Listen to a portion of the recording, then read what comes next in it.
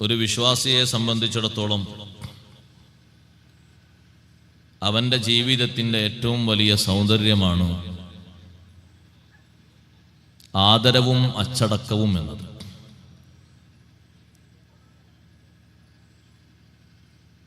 ചിലപ്പോഴൊക്കെ ആളുകൾക്ക് തോന്നും, ഒരു ധിക്കാരിയായി, ഒരു പോക്കിരിയായി, സത്യത്തോട് മത്സരിക്കുന്നവനായി ജീവിക്കലായിരിക്കും ഒരു സുഖമെന്ന്. അത് പിശാചിന്റെ ഒരു ചാപല്യമാണ്. വിശ്വാസിയുടെ യഥാർത്ഥ സൗന്ദര്യം കറുപ്പിച്ച മുഖമോ അല്ലെങ്കിൽ കുശുമ്പ് നിറഞ്ഞ സ്വഭാവമോ ഒന്നുമല്ല. അദബുകൾ നിറഞ്ഞ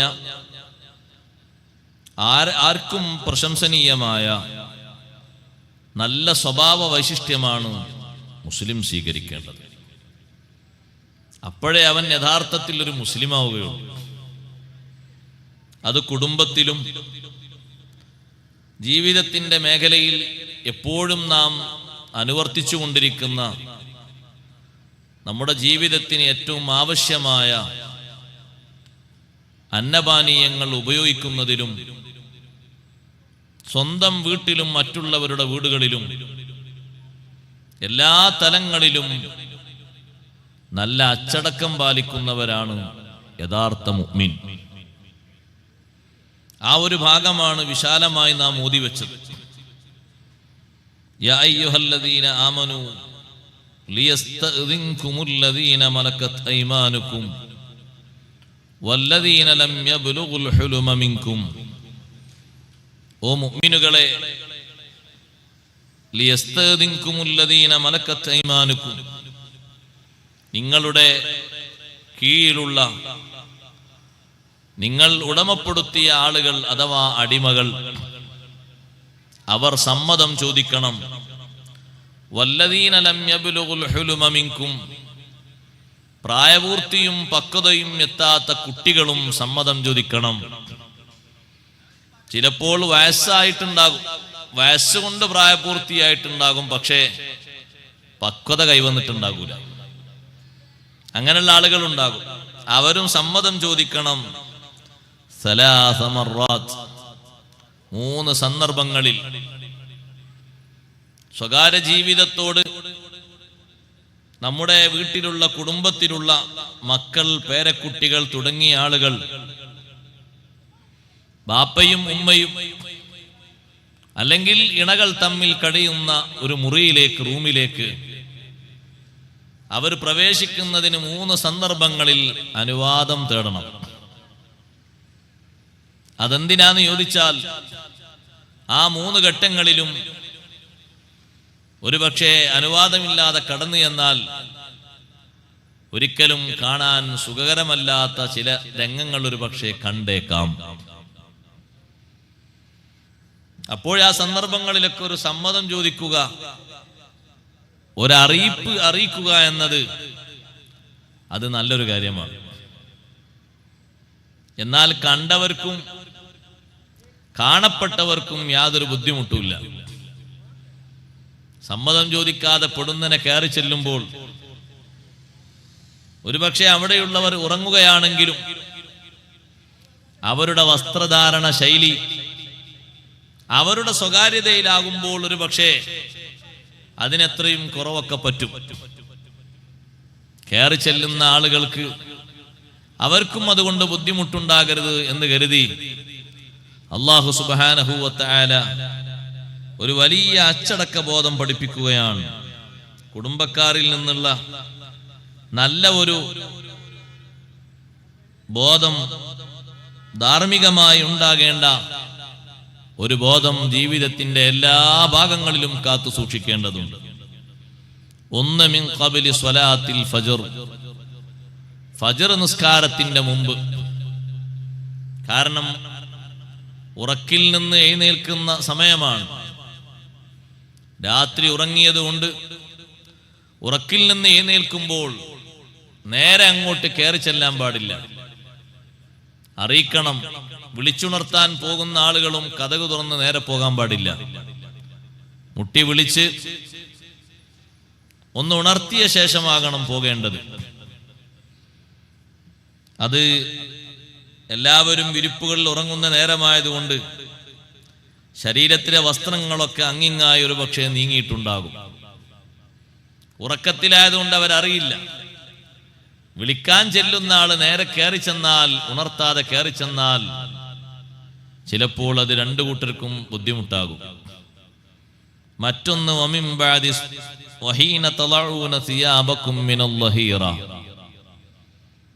ഉച്ച സന്ദർഭങ്ങളിൽ അല്ലെങ്കിൽ അതിനോടടുത്ത സന്ദർഭങ്ങളിൽ ഒരു വിശ്രമത്തിന്റെ ഉറക്കമുണ്ട്. സുന്നത്തായ ഉറക്കം ഇസ്ലാമിലുണ്ട്. ഖൈലൂലത്ത്. സൂര്യൻ ഉദിച്ച് ഒരു 10-20 മിനിറ്റ് കഴിഞ്ഞാൽ അതിന്റെ സമയം തുടങ്ങും. ഉച്ചക്ക് ശേഷം അല്ല ഉറങ്ങേണ്ടത്, ഉച്ചയുടെ മുമ്പാണ്. ഉച്ചയാകുമ്പോഴേക്ക് ഉണരണമെന്നാ പറയുന്നത്. ചിലപ്പോൾ അതിന് സാഹചര്യം തരപ്പെട്ടില്ലെങ്കിൽ ഉറക്കം ഉച്ചക്ക് ശേഷമാകും വിശ്രമം. അങ്ങനെയും വരാം. ജോലിയും മറ്റു കാര്യങ്ങളൊക്കെ ആകുമ്പോൾ ഒന്ന് വിശ്രമിക്കാൻ വേണ്ടി കിടക്കും. ആ കിടക്കുമ്പോ ഒരു പക്ഷേ ഉപ്പാന്റെ അടുത്ത് ഉമ്മാന്റെ അടുത്ത് ഉപ്പയും കിടക്കും, ഭാര്യയുടെ അടുത്ത് ഭർത്താവ് കിടക്കും. കാരണം ഒന്ന് വിശ്രമിക്കാൻ വേണ്ടി കിടക്കുന്ന നേരമാണ്. ആ സന്ദർഭങ്ങളിലും സ്വകാര്യതകൾ വരാം. കയറി ചെല്ലുന്നവർ സമ്മതം ചോദിക്കണം. മൂന്നാമത്തെ നേരം ഇശാ നിസ്കാരത്തിന്റെ ശേഷം. അത് ഉറക്കം തുടങ്ങാൻ പോകുന്ന നേരമാണ്. സലാസു ഔറാത്തിൽ ലക്കും. ഈ 3 സ്വകാര്യതകളുടെ സന്ദർഭങ്ങളാണ്. നഗ്നതകൾ ഒരുപക്ഷെ വെളിവായേക്കാം. കാരണം അവർ സ്വകാര്യതയിലാണുള്ളത്. അതുകൊണ്ട് പെടുന്നനെ അങ്ങോട്ട് കയറി ചെല്ലാൻ പാടില്ല. ഇവിടെ സമ്മതം ചോദിക്കണം എന്ന് പറഞ്ഞ വിഭാഗത്തെ എണ്ണിയത് 2 കൂട്ടരെയാണ്. അവർ സദാ വീട്ടിലുള്ള ഉമ്മമാരുമായി കൂടുതൽ ഇടപഴകുന്നവരാണ്. ഒന്ന് അടിമകളും, മറ്റൊന്ന് പ്രായപൂർത്തിയെത്താത്ത പക്വതയെത്താത്ത കുട്ടികളും. ആൺകുട്ടികളും പെൺകുട്ടികളും. അവർക്ക് ബാക്കിയുള്ളവർ ഉണർത്തിക്കൊടുക്കണം. വേഗം പോയി റൂം തുറക്കരുത്, ഒന്ന് മുട്ടി ഉണർത്തിയ ശേഷമാകണം. ഈ 3 ഘട്ടങ്ങളിലും അങ്ങനെ ഒരു കാര്യം ശ്രദ്ധിക്കാൻ പറയാനുള്ള കാരണം അല്ലാഹു സുബ്ഹാനഹു വ തആല പഠിപ്പിച്ചു. സലാസു ഔറാത്തിൽ ലക്കും. ഈ 3 സന്ദർഭങ്ങളും ഒരുപക്ഷെ മുറിക്കകത്ത് താമസിക്കുന്ന ആളുകൾക്ക് അവരുടെ ശരീരത്തിന്റെ ഭാഗങ്ങൾ വെളിവാക്കുന്നതിന് തടസ്സമില്ലാത്ത സന്ദർഭങ്ങളാകാം. ലൈസ അലൈക്കും വലാ അലൈഹിം ജുനാഹും ബഅദഹുന്ന. നിങ്ങൾക്കോ അവർക്കോ ഈ അവസ്ഥകൾക്ക് ശേഷം യാതൊരു തടസ്സവുമില്ല, ഒരു കുറ്റവുമില്ല. മറ്റു സന്ദർഭങ്ങളിൽ എപ്പോഴും കയറി ചെല്ലാം. തുവാഫൂന അലൈക്കും ബഅദുക്കും അലാ ബഅദ്. ഈ പറയുന്ന അടിമകളും കുട്ടികളൊക്കെ നിങ്ങളെ ചുറ്റിപ്പറ്റി കറങ്ങിക്കൊണ്ടിരിക്കുന്ന ആളുകളാണ്. യഥേഷ്ടം എല്ലാ റൂമിലേക്കും വരാൻ ചാൻസ് ഉള്ളവരാണ്, പെർമിഷൻ ഉള്ളവരാണ്. തുവാഫൂന അലൈക്കും. അവരങ്ങനെ കറങ്ങിക്കൊണ്ടിരിക്കും, ഒരു മുറി കഴിഞ്ഞ് അടുത്തൊരു മുറിയിലേക്ക്. അതവരുടെ സ്വഭാവമാണ്. നമ്മോട് സഹവസിച്ച് ജീവിക്കുന്നവരാണ്. പക്ഷെ അവർക്കും പഠിപ്പിച്ചു കൊടുക്കണം ഈ രൂപത്തിലുള്ള ഒരു അദബ്.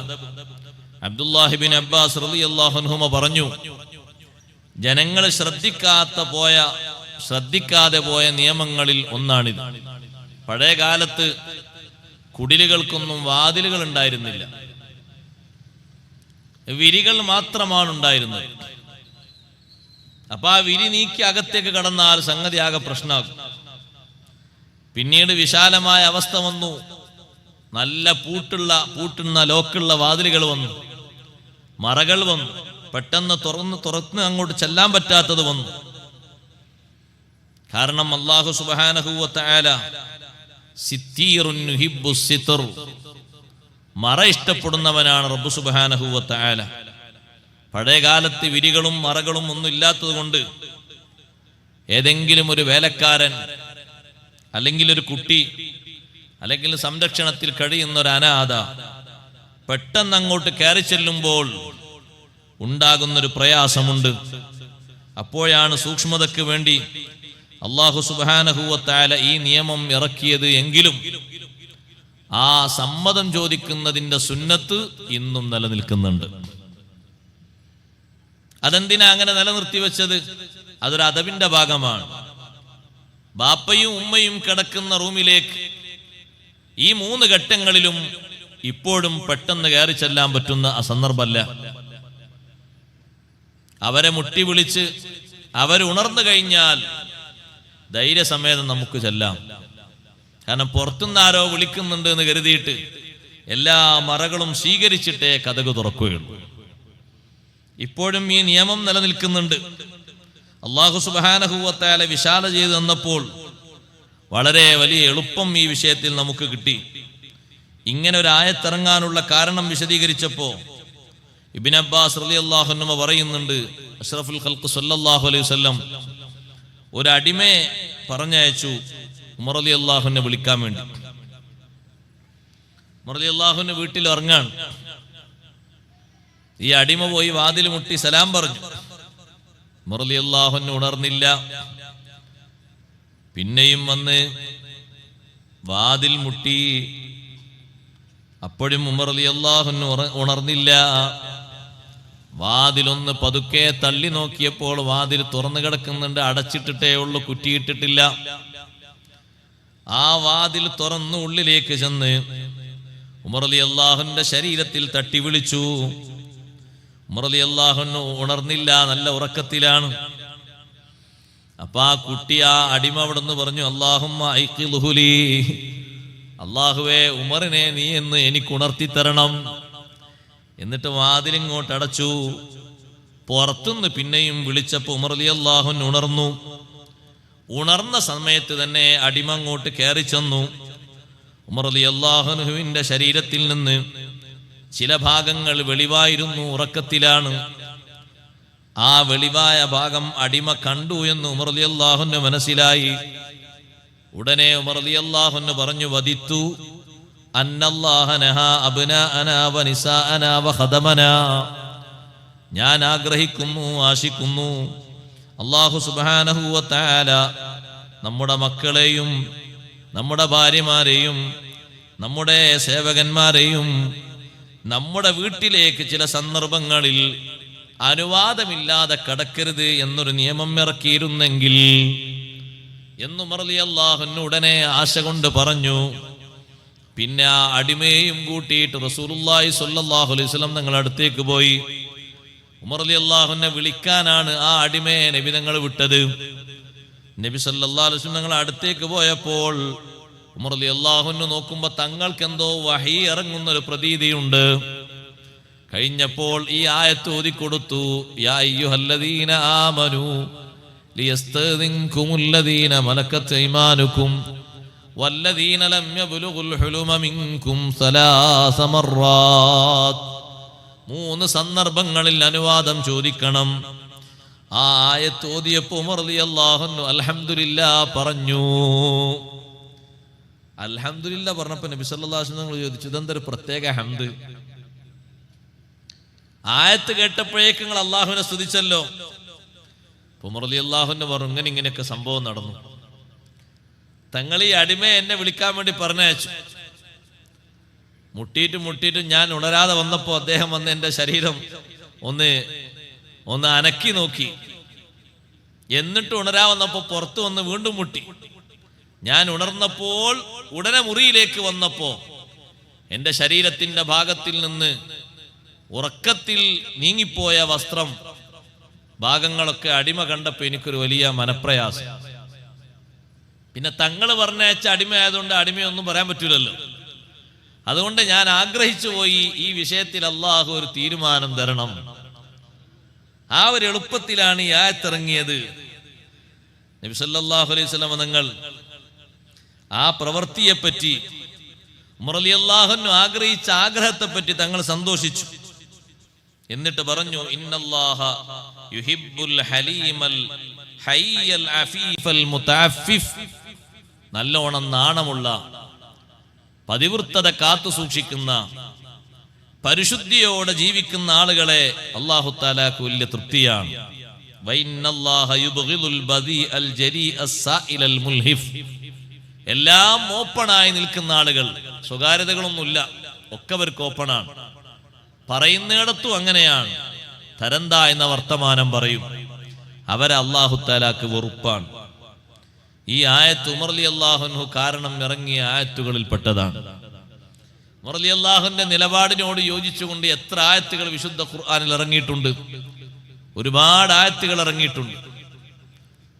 ആ ആയത്തുകളൊക്കെ ഇങ്ങനെ ഓതുന്ന സമയത്ത് സ്വഹാബത്ത് പറയും, ഉമർ റളിയല്ലാഹു അൻഹുവിന്റെ നിലപാടിനോട് യോജിച്ചിട്ടാണ് അല്ലാഹു തആല ഈ ആയത്തുകളൊക്കെ ഇറക്കുന്നത്. എത്രയോ സന്ദർഭങ്ങളിൽ ഉമർ റളിയല്ലാഹുവിന്റെ ആഗ്രഹമാണല്ലോ ഇവിടെ നടന്നത്. അപ്പൊ സഹോദരന്മാരെ, ഇതിൽ നിന്ന് മറ്റൊരു കാര്യം കൂടി പഠിക്കാനുണ്ട്. പ്രധാനപ്പെട്ടൊരു കാര്യം ആയത്തിൽ നിങ്ങൾ കേട്ടു, പ്രായപൂർത്തിയും പക്വതയും എത്താത്ത ആളുകൾക്കാണ് ഈ അദബ് പഠിപ്പിക്കേണ്ടത് എന്ന്. അല്ലാഹു സുബ്ഹാനഹു വ തആല നമുക്ക് വിശദീകരിച്ചു തന്നൊരു കാര്യമാണിത്. കദാലിക യുബയ്യിനുല്ലാഹു ലക്കുമുൽ ആയാതി വല്ലാഹു അലീമുൻ ഹകീം. അല്ലാഹു അവന്റെ അടയാളങ്ങളെ നിങ്ങൾക്ക് ബയാൻ ചെയ്തു തരുന്നു, വിശദീകരിച്ചു തരുന്നു. അല്ലാഹു സർവജ്ഞനും അല്ലാഹു തആല യുക്തിശാലിയുമാണ്. അബൂബക്കർ റാസി റളിയല്ലാഹു അൻഹു പറഞ്ഞു, ഈ ആയത്തിൽ നിന്ന് വലിയൊരു പാഠം പഠിക്കാനുണ്ട്. പ്രായം തികയാത്ത നല്ല ബുദ്ധിയുള്ള കുട്ടികളോട് ശരീഅത്തിന്റെ കൽപ്പനകൾ കൽപ്പിക്കണം. ദൂഷ്യ വിഷയങ്ങളിൽ നിന്ന് വിട്ടുനിൽക്കാൻ പറയണം. കാരണം അല്ലാഹു അവർക്ക് പഠിപ്പിച്ചൊരു അദബ്, സത്യത്തിൽ ആ കുട്ടികൾ കടന്നു വന്നാൽ കുറ്റം രേഖപ്പെടുത്തപ്പെടൂല. എന്നിട്ടും കുട്ടിക്കാലത്ത് സമ്മതം ചോദിക്കണമെന്നൊരു അദബ് അല്ലാഹു പഠിപ്പിച്ചെങ്കിൽ നമ്മുടെ കൂട്ടത്തിൽ തമ്മീസായി വളർന്നു വരുന്ന കുട്ടികൾക്ക് ഇങ്ങനെ ചെയ്യണം, ഇങ്ങനെ ചെയ്യരുത് എന്ന വിഷയങ്ങളെ കൃത്യമായി ഓർമ്മപ്പെടുത്തി കൊടുക്കുന്നതിൽ സുബ്ഹാനല്ലാഹ് വലിയ സന്തോഷമുണ്ട്. എന്നിട്ട് അവിടെ കൊണ്ടുവന്ന ഹദീസ് കാണാം, ചെറിയ കുട്ടികളോട് കുട്ടിക്കാലത്ത് നിസ്കരിക്കാൻ വേണ്ടി കൽപ്പിക്കണം. 7 വയസ്സാകുമ്പോ കുട്ടികളോട് ശരീഅത്തിന്റെ കാര്യങ്ങൾ ഓരോന്നും പറഞ്ഞു തുടങ്ങണം. പ്രാക്ടിക്കൽ തുടങ്ങേണ്ടത് അപ്പോഴാണ്. കുട്ടികളെ നന്നായി സുഖം കൊടുത്ത് ഉല്ലാസം നൽകിയിട്ട് ഇഷ്ടം പോലെ ജീവിക്കാൻ വിട്ട് പ്രായപൂർത്തിയും പക്വതയും ഒക്കെ ആയി അവൻ തൊഴിലെടുക്കാൻ പോകുന്ന നേരത്ത് നിസ്കരിക്കാൻ പറഞ്ഞാൽ അതിന് മടിയുണ്ടാകും. ചെയ്തു കിട്ടാനും നിലനിർത്തി കിട്ടാനും പ്രയാസം വരും. അതേ സമയത്ത് അദബ് പഠിപ്പിക്കേണ്ട ഘട്ടത്തിൽ തന്നെ ഇത്തരം കാര്യങ്ങൾ കൽപ്പിച്ചാലോ വലിയ ഖൈർ അതുകൊണ്ട് ആഖിറത്തിലും ദുനിയാവിലും ലഭിക്കും.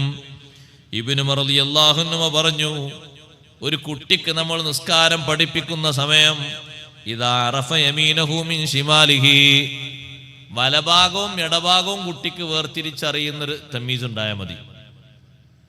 ഇബ്നു ഉമർ റളിയല്ലാഹു അൻഹു പറയാം, ഏതാ മോനെ വലത്തെ കൈ? അപ്പൊ കുട്ടി കാണിച്ചു തരും. ഏതാ ഇടത്തെ കൈ? ഒരു 3 വയസ്സായ കുട്ടിനോട് നമ്മൾ ഓരോന്ന് ചോദിച്ചാൽ കുട്ടി പറഞ്ഞു തരും. പല്ലേതാ, കണ്ണേതാ, മൂക്കേതാ ഒക്കെ കാണിച്ചു തരും. അപ്പൊ ഒരു തമ്മീസിന്റെ പ്രായം എന്ന് പറഞ്ഞാൽ പഠനം തുടങ്ങി ഒരു 7 വയസ്സായി കഴിഞ്ഞാൽ ഉടനെ ഒരു മടിയും കൂടാതെ ഉപ്പയുടെ കൂടെ ഉമ്മയുടെ കൂടെ കുട്ടി ആൺകുട്ടികളും പെൺകുട്ടികളും ശീലിച്ച് വളർന്നു വരും. എന്തിനാ കുട്ടിക്കാലത്ത് തന്നെ എങ്ങനെ കൽപ്പിക്കുന്നത്? അത് ബുദ്ധിമുട്ടല്ലേ? അല്ല, കുട്ടിക്കാലത്ത് അത് ശീലമാക്കി വന്നാൽ അക്കൗണ്ടിൽ ഒരുപാട് നന്മകൾ ചേർക്കപ്പെടും. കുട്ടികൾ ചെയ്യുന്ന തിന്മകളൊന്നും രേഖപ്പെടുത്തപ്പെടൂല. അതിന് തക്ലീഫിന്റെ സമയമാകണം. പക്ഷെ നന്മ അങ്ങനെയല്ല. ഇബ്നു മസ്ഊദ് റളിയല്ലാഹു അൻഹു പറഞ്ഞു, ഒരു കുട്ടി 10 വയസ്സായി കഴിഞ്ഞാൽ ആ കുട്ടിക്ക് എല്ലാ നന്മകളും അല്ലാഹു തആല അവന്റെ റിക്കാർഡിൽ രേഖപ്പെടുത്തും. വലാ തുക്തബു അലൈഹി സയ്യിആതു, അവൻ ചെയ്യുന്ന തിന്മകളൊന്നും രേഖപ്പെടുത്തപ്പെടൂല. ഹത്താ യഹ്തലിമ, പ്രായം തികയുന്നത് വരെ, പ്രായപൂർത്തിയായിട്ടേ അത് എഴുതപ്പെടുകയുള്ളൂ. പക്ഷേ നന്മകൾ അങ്ങനല്ല, നന്മകൾ നേരത്തെ എഴുതി തുടങ്ങും. അതുകൊണ്ട് പരിശീലനം കിട്ടി നല്ല എളുപ്പത്തിൽ പ്രായപൂർത്തിക്ക് ശേഷം മടിയൊക്കെ കുറഞ്ഞ് സന്തോഷത്തോടെ നിർവഹിക്കാൻ കുട്ടിക്കാലത്ത് തന്നെ അവർക്ക് ഈ അദബ് പഠിപ്പിക്കണം, നന്നായി മനസ്സിലാക്കി കൊടുക്കണം. ഒന്നുമില്ലാത്ത മനസ്സില്ലേ ഉമ്മമാരെ കുട്ടികളെ മനസ്സ്? നല്ല ക്ലിയറായ മനസ്സല്ലേ? ആ മനസ്സിലേക്ക് പകർത്തി കൊടുക്കേണ്ടത് അറിവാണ്. ചെറുപ്പകാലത്ത് നല്ല അറിവിന്റെ അധ്യായങ്ങൾ കുട്ടികളെ മനസ്സിലേക്ക് കൊടുത്തു നോക്കൂ. കല്ലിൽ, നല്ല ഉറച്ച കല്ലിൽ കൊത്തിവെച്ചതുപോലെ ഉണ്ടാകും. ഒന്നും മാഞ്ഞു തേഞ്ഞു പോകൂല, തുരുമ്പ് ബാധിക്കൂല, കറ ബാധിക്കൂല. എത്ര പ്രായം ചെന്നാലും ആ കൊത്തിവെച്ചത് എങ്ങനെ നിൽക്കും. അതേ സമയത്ത് കുട്ടിക്കാലത്ത് തന്നെ ആ കുട്ടിയുടെ കൽബിലേക്ക്, നിഷ്കളങ്കമായ നല്ല മനസ്സിലേക്ക് കൊടുക്കുന്ന ചിത്രങ്ങൾ നമുക്ക് അനുകൂലമല്ല, നമ്മുടെ ദീന് പഠിപ്പിച്ചതല്ലാത്തതാണെങ്കിൽ നഊദുബില്ലാഹ്, വളർന്നു വരുന്ന ഒരു യുഗം കാണാൻ പറ്റാത്ത അവസ്ഥയിലായിരിക്കും. ആ കുട്ടിയുടെ വളർച്ചയും പക്വതയും ഒരിക്കലും നമുക്ക് സഹിക്കാൻ പറ്റാത്ത അവസ്ഥയിലായിരിക്കും. നല്ല ബുദ്ധിയുള്ള കുട്ടികളെ, നല്ല തൻ്റെടവും പക്വതയുള്ള കുട്ടികളെ നല്ല അറിവ് കൊടുത്ത് വളർത്തി വരണം. ഒരിക്കലും ആ കുട്ടികളെ ബുദ്ധിക്ക് മരവിപ്പും മടുപ്പുണ്ടാക്കുന്ന ഒരു സംഗതിയും കേൾപ്പിക്കരുത്, പഠിപ്പിക്കരുത്. അതിനാണ് ഈ കാലഘട്ടത്തിൽ ഏറ്റവും നല്ല സൂക്ഷ്മതയും ക്ഷമയും വേണ്ടത്. അങ്ങനെ വല്ലതും പഠിപ്പിച്ച് തറുവാക്കിയോ, എത്ര സമ്പത്ത് കൊണ്ടുവരുന്ന കുട്ടിയാണെങ്കിലും ശരി, ഈ നാട്ടിൽ ഏറ്റവും വലിയ കോടീശ്വരനാണെങ്കിലും ശരി, നന്മയുടെ ഹൃദയം കാണാൻ കഴിയൂല. അള്ളാഹുവിലേക്ക് തിരിയുന്നൊരു മനസ്സ് നമുക്ക് കാണാൻ കഴിയൂല, പ്രയാസമാണ്. അതേ സമയത്ത് ആ തെളിഞ്ഞ മനസ്സിലേക്ക് പകർത്തി കൊടുക്കുന്നത് അല്ലാഹു തആല ദീനിൽ പഠിപ്പിക്കുന്ന നല്ല അദബുകളും കാര്യങ്ങളും ആണെങ്കിൽ ആ കുട്ടിയുടെ വളർച്ച അസൂയാവഹമായ രീതിയിൽ വളർന്നു വരും. പഠന രംഗത്തും പ്രവർത്തന രംഗത്തും നല്ല മികവ് പുലർത്തുന്ന കുട്ടിയായിരിക്കും. പഴയകാലത്തെ കുട്ടികളെ കണ്ടില്ലേ, അവരൊക്കെ എത്രമാത്രം നല്ല ചങ്കൂറ്റവും ബോധമുള്ളവരാണ്. അതവരെ ഉപ്പമാരവർക്ക് നൽകിയ അറിവിന്റെയും അദബിന്റെയും കാരണം കൊണ്ടാണ്. രാജ്യം ഭരിച്ചിരുന്ന രാജാവായിരുന്നു ഹിഷാം ബിൻ അബ്ദുൽ മലിക്. അലി റളിയല്ലാഹുവിന്റെ ഒരു മകനുണ്ട്, സയ്യിദ് എന്ന് പറയുന്ന ഒരു കുട്ടി. ആ കുട്ടിയെ വിളിച്ചിട്ട് രാജാവ് വെറുതെ എന്ന് പറഞ്ഞതാണ്, നീ അധികാരം ആവശ്യപ്പെടുന്നുണ്ട് എന്ന് കേട്ടു, നീ ചെറിയ കുട്ടിയല്ലേ, നിനക്കതിന് അർഹതയില്ലല്ലോ എന്ന് പറഞ്ഞു. കുട്ടി ചോദിച്ചു, എന്തുകൊണ്ട് എനിക്ക് അർഹതയില്ല? രാജാവിനോട് ചോദിച്ചു, എന്തുകൊണ്ട് എനിക്ക് അർഹതയില്ല? രാജാവ് പറഞ്ഞു, ലിഅന്നക ഇബ്നു അമത്തിൻ, നീ ഒരു അടിമ സ്ത്രീയുടെ മകനാണ്. അലി റളിയല്ലാഹു അൻഹു അടിമ സ്ത്രീയിൽ ജനിച്ച കുട്ടിയാണ്. അതുകൊണ്ട് അടിമ സ്ത്രീയുടെ പുത്രനായതുകൊണ്ട് നിനക്ക് അർഹതയില്ല എന്ന് പറഞ്ഞപ്പോ കുട്ടി വിട്ടില്ല. കുട്ടി പറഞ്ഞു, എന്നാ ഒരു കാര്യം കേൾക്കണോ? ഫഖദ് കാന ഇസ്മാഈലു ഇബ്നു അമത്തിൻ, ഇസ്മായിൽ നബി അലൈഹിസ്സലാം ഒരടിമയുടെ പുത്രനല്ലയോ രാജാവേ? ഹാജർ ബീവി എന്ന് പറയുന്നത് സാറാ ബീവിക്ക് കിട്ടിയൊരു അടിമയാണ്. ആ അടിമ സ്ത്രീയെ ഇബ്രാഹിം നബി അലൈഹിസ്സലാമിന് സാറാ ബീവി കൈമാറിയതാണ്. അതിൽ ജനിച്ച കുഞ്ഞാണല്ലോ ഇസ്മായിൽ അലൈഹിസ്സലാം. ഇസ്ഹാഖ് നബി സ്വതന്ത്രയായ പെണ്ണിന്റെ പുത്രനാണ്. എന്നിട്ട് നിങ്ങൾക്ക് കേൾക്കണോ, ആ സ്വതന്ത്രനായ പുത്രന്റെ വഴിയിലൂടെയല്ല സൃഷ്ടികളിൽ ഏറ്റവും ഉത്കൃഷ്ടരും ശ്രേഷ്ഠരും ഉന്നതരുമായ നേതാവിനെ അള്ളാഹു കൊണ്ടുവന്നത് ബഹുമാനപ്പെട്ട ഇസ്മായിൽ നബി അലൈഹിസ്സലാമായ അടിമയിലൂടെ ജനിച്ച കുട്ടിയിലൂടെയാണ്. ലോകത്തെ ഏറ്റവും വലിയ ബഹുമാനമുള്ള സയ്യിദുനാ ഹബീബുനാ റസൂലുള്ളാഹി സ്വല്ലല്ലാഹു അലൈഹി വസല്ലം തങ്ങൾ അല്ലാഹു തആല പുറപ്പെടുവിച്ചത് ആ അടിമക്ക് ജനിച്ച കുട്ടിയുടെ സന്താന പരമ്പരയിലൂടെയാണ്. എന്നിട്ടാണോ നിങ്ങൾ എനിക്ക് അധികാരത്തിന് സ്ഥാനമില്ല, ബഹുമാനമില്ല, അർഹതയില്ല എന്ന് പറയുന്നത്? ഹിഷാം ബിൻ അബ്ദുൽ മലിക് ആകെ അന്താളിച്ചു പോയി ഈ കുട്ടിയുടെ മറുപടി കേട്ടിട്ട്. ചെറിയ കുട്ടിയാണെങ്കിലും പക്വതയുണ്ടെങ്കിൽ അതൊക്കെ പറയാൻ കഴിയും, നല്ലോണം പ്രതികരിക്കാനും മറുപടി പറയാനും ചിന്തിക്കാനും കഴിയും. പക്ഷേ വളർത്തുന്നത്, വിത്ത് പാകുന്നത് നന്മയിലാകണം. മാതാപിതാക്കളായി ജീവിക്കുന്ന ആളുകള് നന്മയുടെ മാർഗത്തിൽ അടിയുറച്ചു നിൽക്കുന്നതോടൊപ്പം കുട്ടികളെയും അതിനെ പരിശീലിപ്പിക്കണം. അള്ളാഹു സൂറത്തുൻ നൂറിലൂടെ പഠിപ്പിച്ചൊരു അദബാണത്. കുട്ടിക്കാലത്ത് തന്നെ എന്തിനാ സമ്മതം ചോദിക്കണമെന്ന് പറയുന്നത്? മോനെ, ബാപ്പാന്റെ മുറിയിലേക്കാ പോകുന്നത്, അവിടെ ഉമ്മയും ഉണ്ട്, നീ ഒന്ന് കതകിന് മുട്ടിയിട്ടേ അങ്ങോട്ട് പോകാവൂ, ഒന്ന് വാപ്പാന്ന് വിളിച്ചിട്ടേ പോകാവൂ.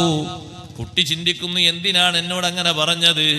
അത് ബാപ്പയോടും ഉമ്മയോടുമുള്ളൊരു അദബാണ്, ബഹുമാനമാണ്. എങ്കിലാ ബഹുമാനം കുട്ടി പാലിക്കുന്നു, സ്വീകരിക്കുന്നു. അതിലൂടെ വളർന്നു വരുന്ന ആ കുട്ടിക്ക് ഭാവിയിൽ വലിയ ബഹുമാനം അല്ലാഹു തആല നൽകുന്നു. കാരണം അദബിലൂടെ വളർന്ന് വലുതായി വരുന്ന കുട്ടിക്ക് ആ കുട്ടിന്റെ പിൻതലമുറക്കാരെയും അദബിലൂടെ വളർത്താൻ കഴിയും.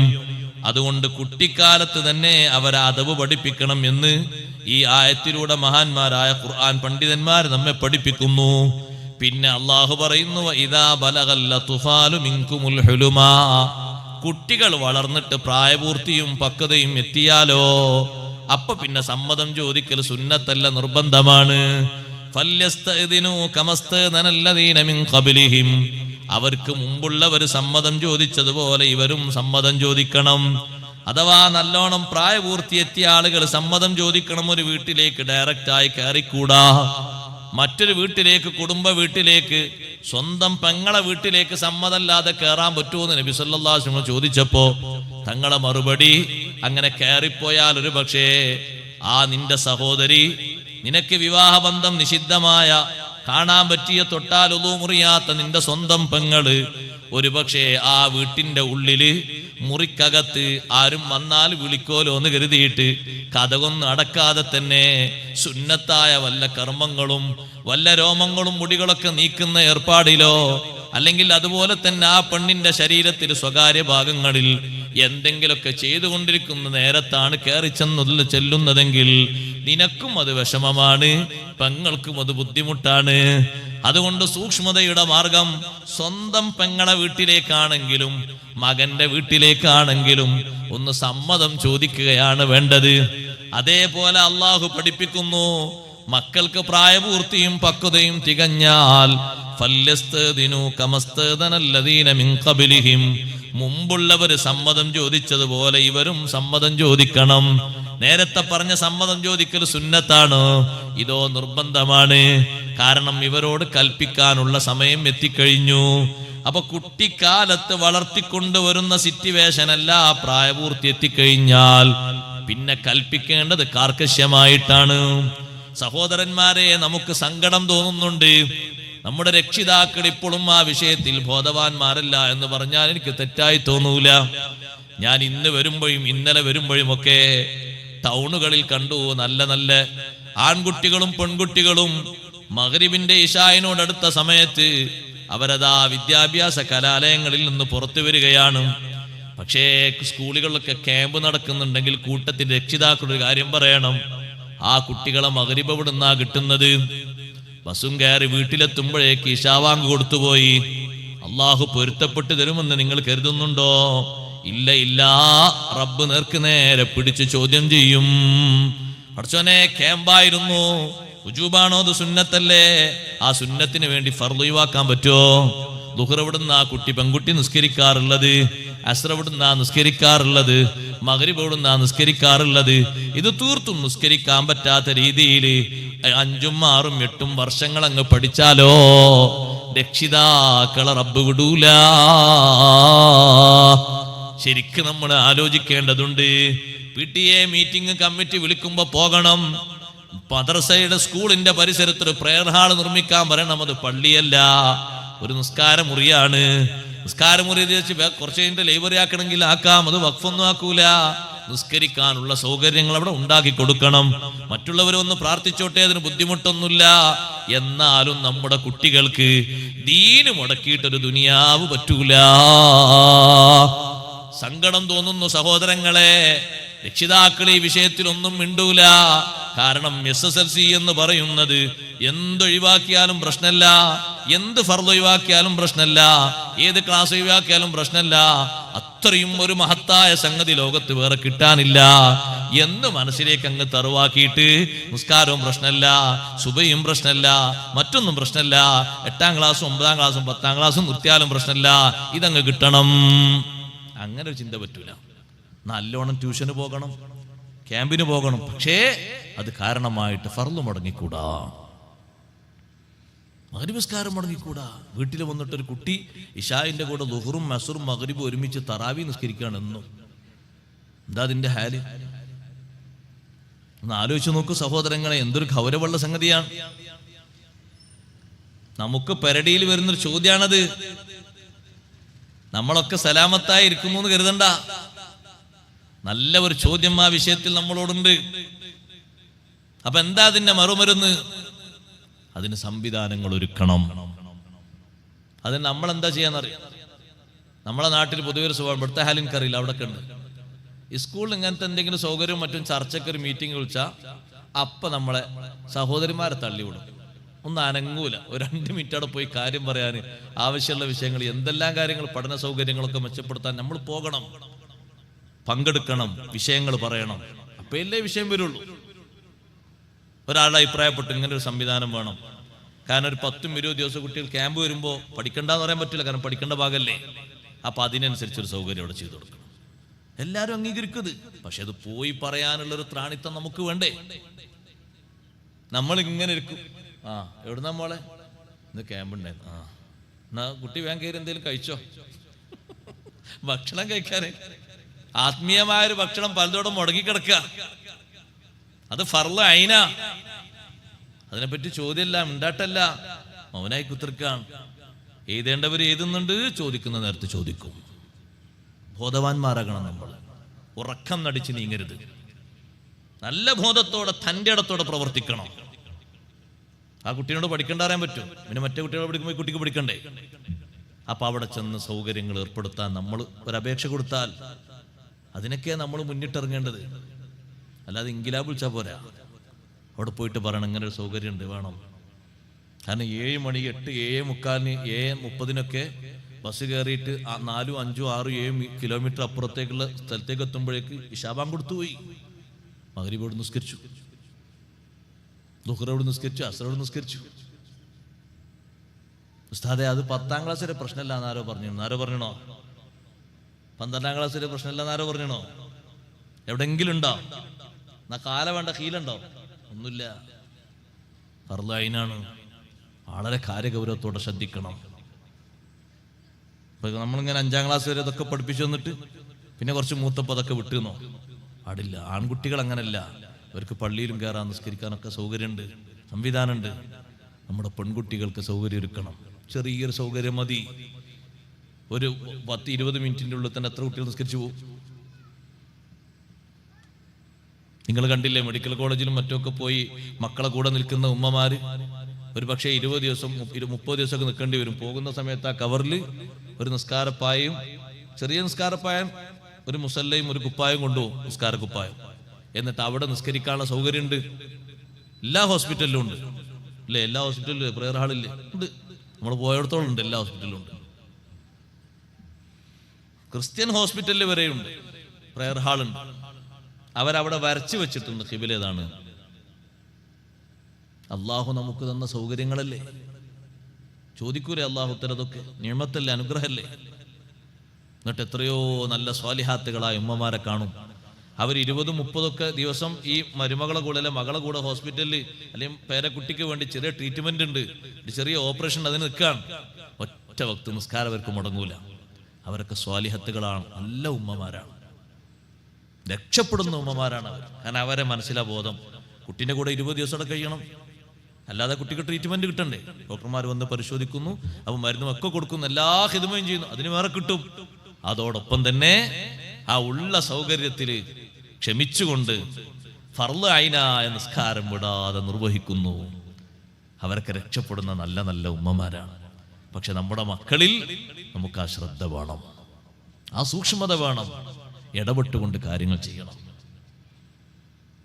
മുമ്പൊരിക്കൊരു സ്കൂളിൽ, ഒരു ഹൈസ്കൂളിന്റെ വലിയൊരു പ്രിൻസിപ്പാളിന്റെ സദസ്സിൽ ഞാനിങ്ങനെ ഒന്ന് പ്രസംഗിച്ചു.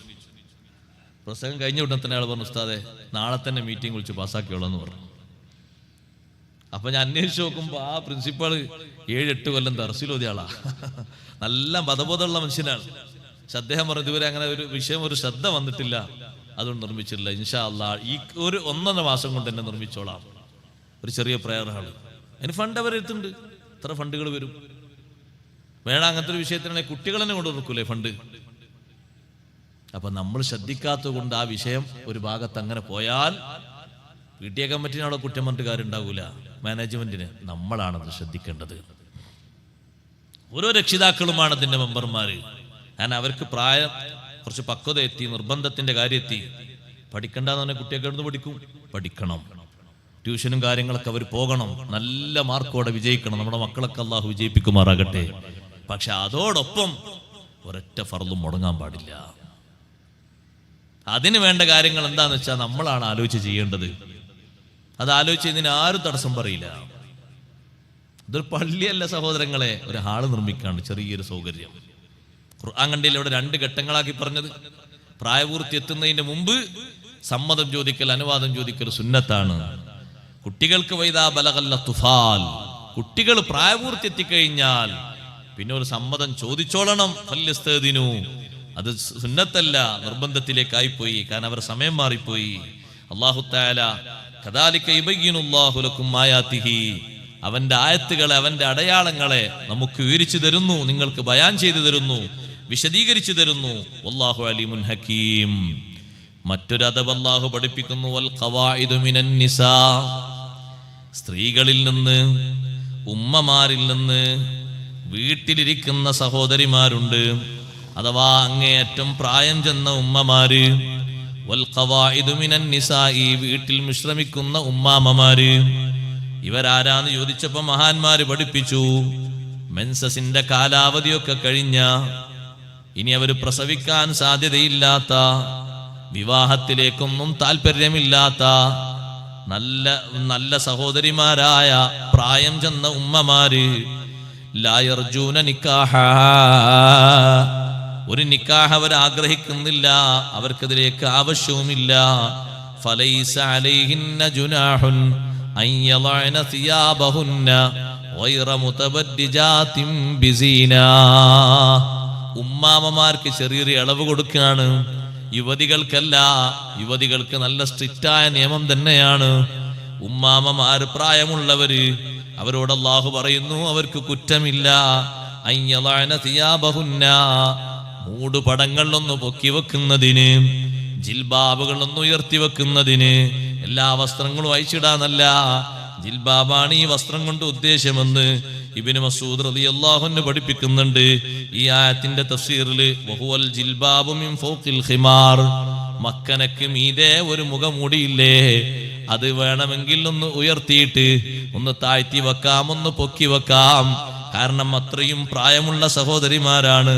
അവിടെ തന്നെ അള്ളാഹു കണ്ടീഷൻ വെച്ചിട്ടുണ്ട്, ഗൈറ മുതബദ്ദിജാതിൻ ബിസീന, ഭംഗിയുള്ള സ്ഥലങ്ങളോ ആഭരണങ്ങളോ പ്രദർശിപ്പിക്കാതെ നല്ല രൂപത്തില് അവർക്കൊന്ന് സംസാരിക്കണമെങ്കിൽ യുവതികൾക്ക് അങ്ങനെയല്ല, അവർ കറക്റ്റായി പാലിക്കേണ്ടത് പാലിക്കണം. ഇവര് യുവത്വത്തിന്റെ പ്രായം കഴിഞ്ഞ് നല്ലോണം പ്രായമുള്ള പെണ്ണുങ്ങളാണല്ലോ, അവർക്ക് അല്ലാഹു തആല ഒരു ചെറിയ ഇളവ് കൊടുക്കുകയാണ്. അവർക്ക് ഇങ്ങനെ മുഖമൂടി ഒഴിവാക്കുന്നതിന്, അല്ലെങ്കിൽ അത് താഴ്ത്തിയിടുന്നതിന് പ്രത്യേകത കുഴപ്പമില്ല.